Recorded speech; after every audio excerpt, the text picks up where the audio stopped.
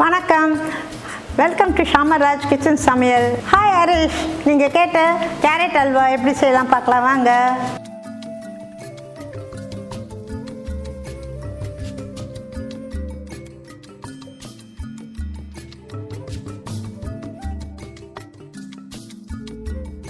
இந்த கேரட் அல்வா செய்யறதுக்குங்க இது 1/2 கிலோ கேரட்டுங்க துருவி வச்சுருக்கேன்.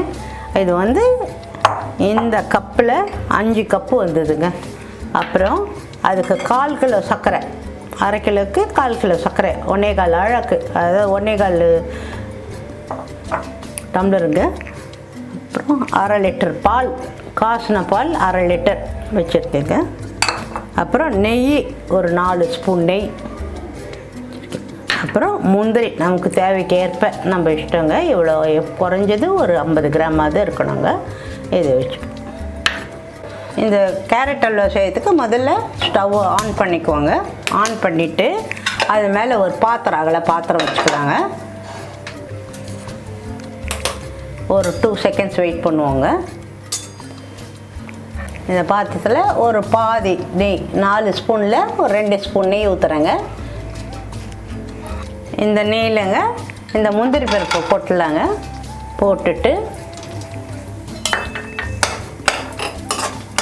அது பொன் கலராக வறுத்துப்போங்க. பொன்னிறமாக வறுத்துட்டு எடுத்துடுவோங்க.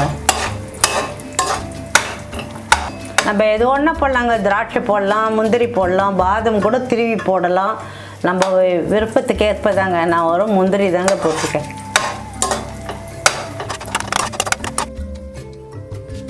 இப்போ இந்த முந்திரியை எடுத்துடுவோங்க.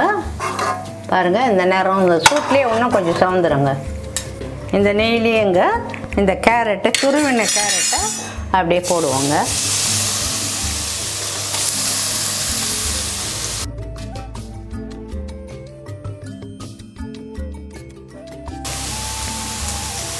இந்த 1/2 கிலோ கேரட்டுங்க திருவுண்டு அதில் சின்ன கப்பில் 5 இருக்குங்க.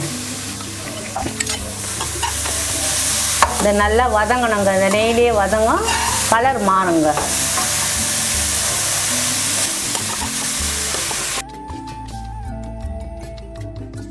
நான் சிம்மில் வச்சு வதக்குறேங்க.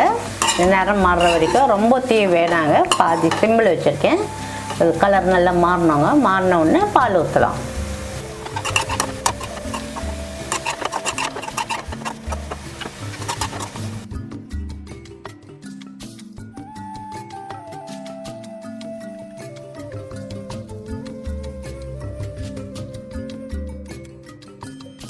இந்த கேரட்டு நல்லா வதங்கிடுச்சுங்க.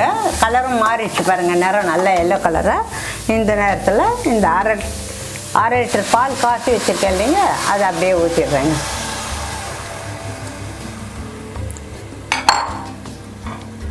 இந்த பாலிலேயே இந்த கேரட் வேகணுங்க.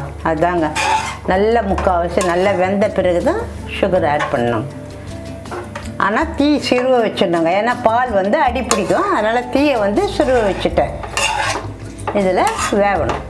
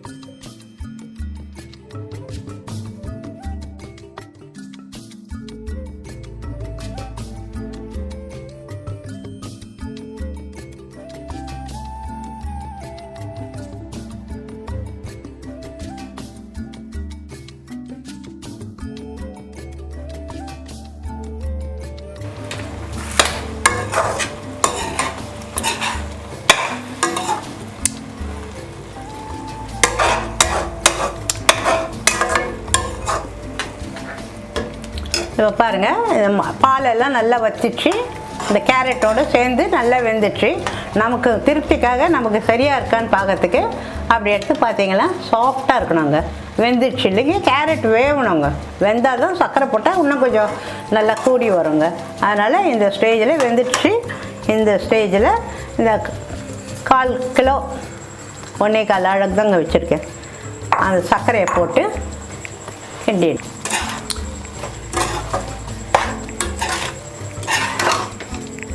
சர்க்கரை போட்ட உடனே கொஞ்சம் தண்ணி விடுங்க. அப்புறம் கட்டின உடனே சரியாயிடுங்க.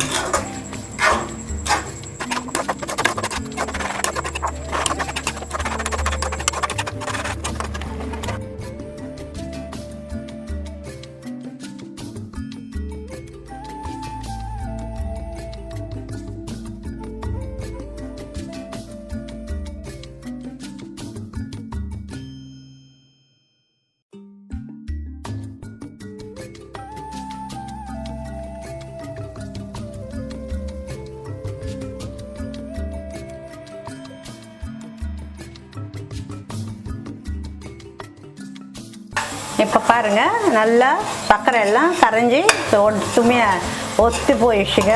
கேரட்டோட கேரட் அல்வா ரெடிங்க. இந்த என்ன செய்யணும், இந்த முந்திரி பருப்பு வறுத்து வச்சுருக்கோம்ல அதை போட்டுடலாங்க. ஒவ்வொருத்தர் ஏலக்காய் தூள் போடுவாங்க, நான் போடலைங்க. ஆனால் போடலாங்க, ஏலக்காய் தூளும் போடலாம். அப்புறம் மிச்சம் இருக்குது இல்லைங்களா, 2 ஸ்பூன் நெய் எடுத்து வச்சுருந்தேன் இல்லைங்களா, அந்த நெய்யை ஊற்றிடலாம்.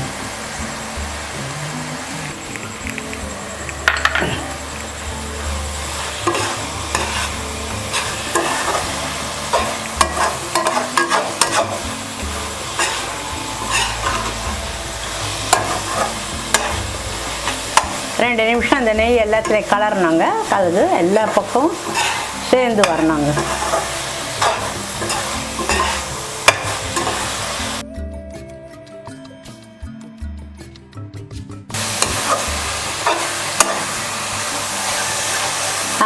இப்போ நிறுத்திடலாங்க.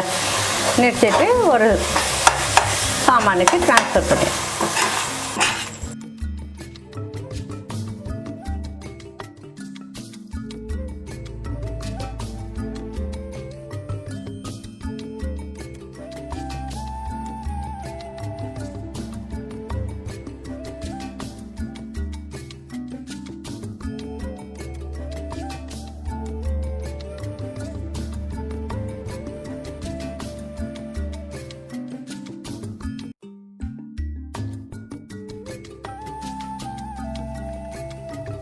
இதாங்க. இதுதாங்க கேரட் அல்வா. பார்க்கறதுக்கு எவ்வளோ அழகாக இருக்குது பாருங்கள், கலரும் அதுவும்.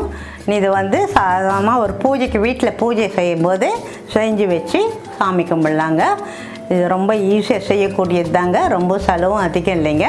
கேரட் அல்வா ரொம்ப டேஸ்டியாக இருக்குங்க. போன வாரம் வாழைப்பூ வடை போட்டிருந்தேங்க. அது பார்க்காதவங்களுக்கு கீழே லிங்க்கில் போட்டிருக்கேங்க, பாருங்கள். தேங்க்யூங்க. இந்த வீடியோ பிடிச்சிருந்தா லைக் பண்ணுங்கள், ஷேர் பண்ணுங்கள், சப்ஸ்கிரைப் பண்ணுங்கள்.